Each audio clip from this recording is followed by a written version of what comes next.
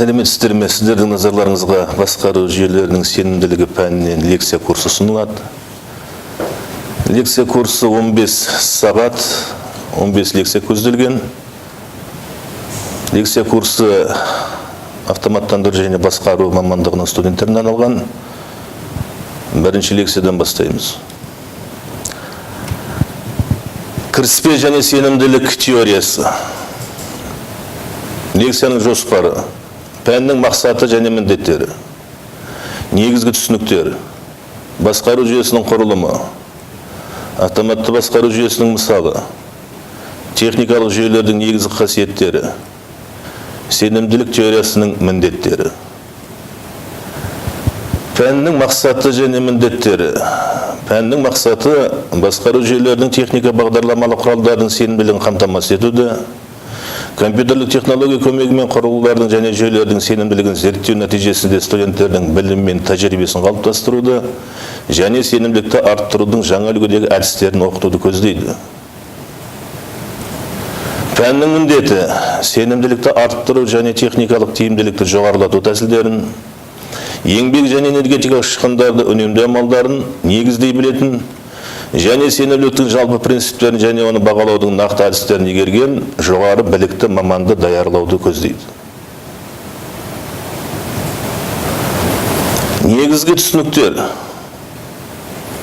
Басқару дегеніміз анықталған құрылымын сақтауды, қызмет режимін ұстап тұруды, бағдарламалар мен мақсаттарды жүзеге асыруды қамтамасыз ететін ұйымдастырылған жүйелердің функциясы болып саналады. Жүйе дегеніміз өзара байланысқан бөлшектерден құралған, біртұтас қимыл жасайтын, қандай да бір мақсатқа жеткізуге арналған, реттелген немесе белгілі тәртіппен тізбектелген құрылғылар жинағы болып саналады. Сенімділік берілген пайдалану шарттары бойынша берілген шектермен анықталған, пайдалану көрсеткіштерінің мәндерін уақыт аралығында сақтай білетін, берілген функцияларды атқаратын жүйенің қабілеттілігі. Басқару жүйесінің құрылымдық схемасын қарастырамыз. Басқару жүйесі басқару объектісінен және басқарушы жүйеден тұрады. Басқару объектісінің кіріс шамасының функциясы ретінде қарастырылады. Басқару объектісінің шығыс шамасының функциясы ретінде қарастырылады. Шығысынан кері байланыс кетеді.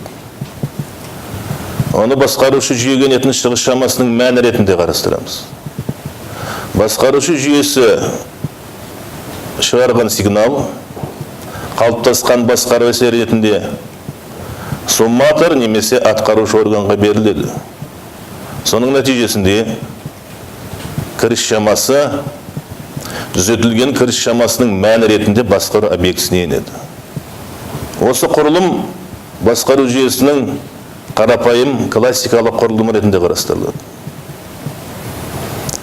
Автоматты басқару жүйесінің мысалын қарастырамыз. Оны жылу алмастырғыш негізінде қарастырамыз.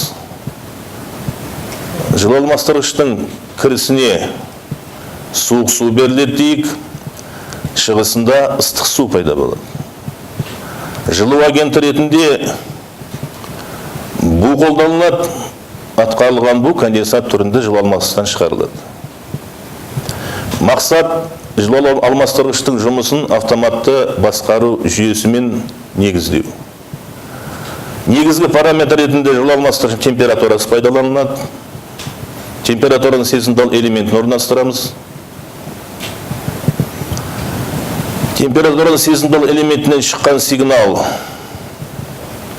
түрлендіргіш бөлгіш құрылғыға барады. Ол екі бағытқа сигналды бағыттайды. Бірінші бағыт көрсету тіркеу құралына, екінші бағыт микропроцессорлық контроллерге. Микропроцессорлық контроллер келген сигналды өңдеу нәтижесінде будың құбырына немесе будың ағынына әрекет жасауы тиіс. Микропроцессорлық контроллерден шыққан сигнал бұл құбырына орнатылған электропневматикалық позиционер және пневможетектегі реттеу клапаны негізіндегі басқару органы ретінде жұмыс атқарады. Осы құрылымның арқасында жылулы масқырғыштың температурасы әрдайым автомат түрде басқарылып отырады. Техникалық жүйелердің негізгі қасиеттерін қарастыратын болсақ, техникалық жүйені біздер объект деп қарастырамыз. Объекттің сапалы көрсеткіші ретінде тиімділікті қарастырамыз. Тиімділік бұл кешенді көрсеткіш. Негізгі тиімділік үнемділікке жеткізуі тиіс. Үнемділік дегеніміз біріншіден сол объектінің нәтижелік өзіндік құнына, түсетін табысқа және рентабельдікке байланысты. Тиімділік көрсеткіш ретінде сонымен қатар сенімділік көрсеткіш қарастырылады. Сенімділік қасиет ретінде 4 құрамы бөліктен тұрады. Тоқтамау, жөндеуге жарамдылық, сақталу және ұзақтылық. Сонымен қатар тиімділік техникалық жүйенің негізгі қасиеті ретінде қауіпсіздік шараларын атқару тиіс. Яғни әлеуметтік тәуекелділік, жеке тәуелділік, экологиялық тәуелділік және техника экономикалық тәуелділік. Негізгі қасиеттер кез келген техникалық жүйелерге тиісті, соның ішінде автоматты басқару жүйелеріне. Сенімділік теориясы кездейсоқ оқиғалардың ерекше қатарынан заңдылықтарын, яғни техникалық құралдар мен жүйелердің істен шығуын зерттейтін және оқитын ғылым саласы болып табылады. Сенімділік теориясында ықтималдық және кездейсоқ үрдістер теорияларының негіздері, математикалық статистика әдістері кеңінен қолданылады. Сенімділік теориясының негізгі міндеттері жүйеде және оның элементтерінде тоқтаудың пайда болу және жұмыс қабілетін қалпына келтіру заңдылықтарын орнату. Техникалық жүйелердегі физикалық үрдістерге тоқтаудың әсерлерін зерттеу. Сенімділікті есептеу және тоқтауларды болжаудың ғылыми негіздерін қалыптастыру. Техникалық жүйелер мен оның элементтерін жобалау және құрастыру барысында сенімділікті жоғарылату жолдарын іздестіру. Жүйені пайдалаудың үрдісінде сенімділікті сақтау амалдарын анықтау. Жүйелердегі тоқтау жөніндегі статистикалық мәліметтерді жинақтау, тіркеу және талдау әдістемесін анықтау. Техникалық құралдардың сенімділігін жоғарылатуды қамтамасыз етудің қиындығы, ол сенімділікке көптеген факторлар әсер береді. Сол факторлардың қайсысын нақты техникалық жүйелердің сенімділігіне ықпал жасайтынын анықтау өзекті мәселе болып саналады. Себебі сенімділік жобалау сапасына, дайындау технологиясына, пайдалану шарттарына тәуелді. Мысалы, техникалық құралдар жобалау барысында жүйенің сенімділігі келесі факторларға тәуелді болады.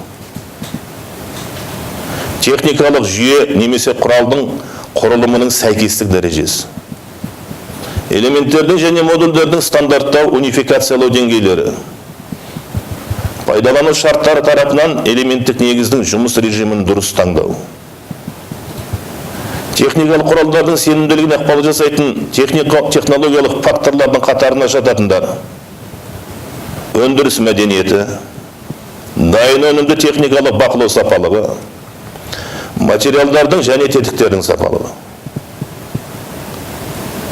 Сенімділік мәселесіне айрықша назар аударатын негізгі себептер: ол құрылғылардың күрделенуі, күрделі жүйелердің пайда болуы, жүйенің элементтері мен құрылғылардың атқаратын функцияларының маңыздылығының артуы, жүйені пайдалану шарттарының күрделенуі. Басқару жүйелері ұзақ пайдалану мерзіміне есептелген. Сондықтан техникалық қызметті ұйымдастыру сапалығын арттыру сенімділік пен ұзақтылыққа оң әсерін тигізеді және келесі шарттарға тәуелді болады. қызмет көрсететін персоналдың біліктілігіне, техникалық қызмет көрсетуді ұйымдастыру деңгейіне, пайдалану мерзіміне, типтік ақауларды іздеу және қалпына келтіру әдістемесін қалыптастыру мақсатында жинақталған жүйеге енгізілген талдау жүргізілген тәжірибеге байланысты. Қорыта келгенде жүйелердің сенімділігіне әсер беретін факторларды қарастырғанда екі мәселе туындалады. Сенімділікті ұзақ мерзімді пайдалануда қамтамасыз ету, тоқтаудың пайда болу кезде соққы бұлыс. Себебі жоғарыдағы аталған сенімділік танытатын факторлардың басым көпшілігінің бір-бірімен байланысы жоқ.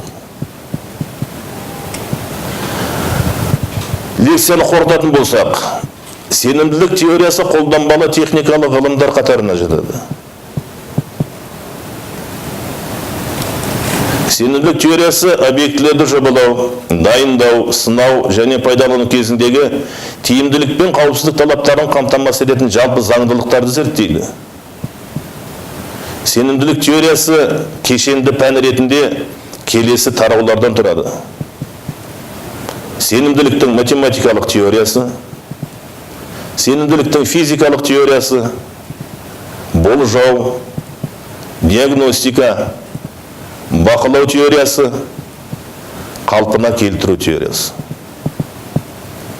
Сенімділік теориясы оқытады сенімділік критерийлері мен сипаттамаларын, сенімділікті талдау әдістерін, сенімділік критерийлері бойынша жүйелерді синтездеу әдістерін, сенімділікті арттыру әдістерін, объектілерді сенімділікке сынау әдістерін, сенімділікті ескеру мен объектілерді пайдалану әдістерін.